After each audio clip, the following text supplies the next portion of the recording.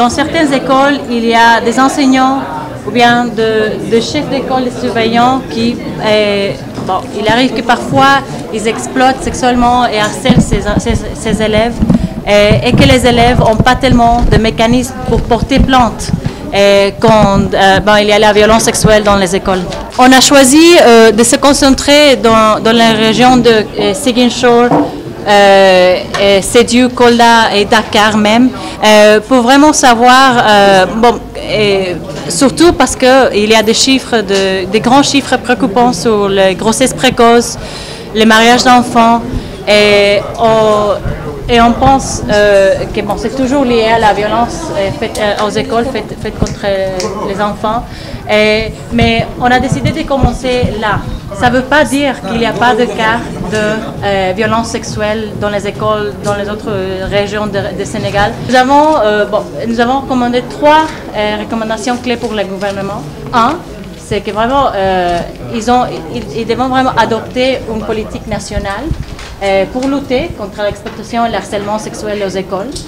Ça doit être suivi par la formation professionnelle des enseignants sur les thèmes de protection de l'enfant et les droits d'enfant, pour vraiment s'assurer que tous les cadres éducatifs savent quelles sont ses obligations, mais aussi comment protéger et comment prévenir les abus sexuels aux écoles. Et aussi, on recommande non pas seulement au ministère de l'Éducation nationale et différents ministères, mais aussi aux syndicats des enseignants, de vraiment joindre les efforts d'adopter un code de conduite pour tous les gens qui sont involucrés dans le système éducatif, pour vraiment s'assurer que tout le monde connaît ses obligations, pas seulement ses obligations déontologiques, mais aussi les obligations légales de protéger les enfants et de prévenir la violence contre les enfants aux écoles. Il y a toujours des victimes de violences sexuelles, que ce soit au niveau scolaire ou partout ailleurs, et c'est vraiment une situation qui est déplorable en dépit de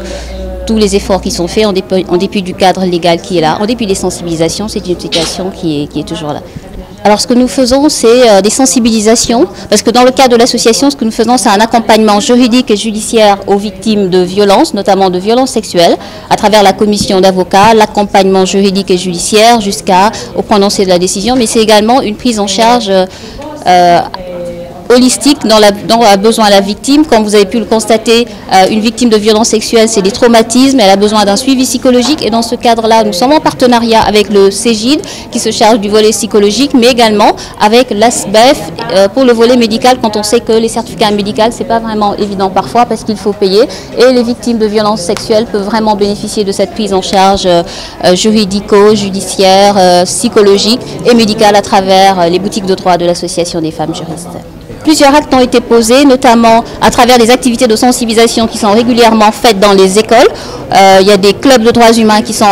instaurés. Il y a également des causeries sur les droits humains, sur les droits des enfants qui sont instaurés dans les écoles en partenariat avec les bailleurs Save the Children, le ministère de la Femme, qui intervient dans cette problématique des violences faites aux enfants et aux filles surtout. Mais il y a également des sensibilisations qui sont faites dans les quartiers, parce que ce n'est pas un problème à l'école, c'est un problème de la communauté. C'est pourquoi il y a des sensibilisations qui sont également faites sur le terrain, à l'endroit de la communauté, des parents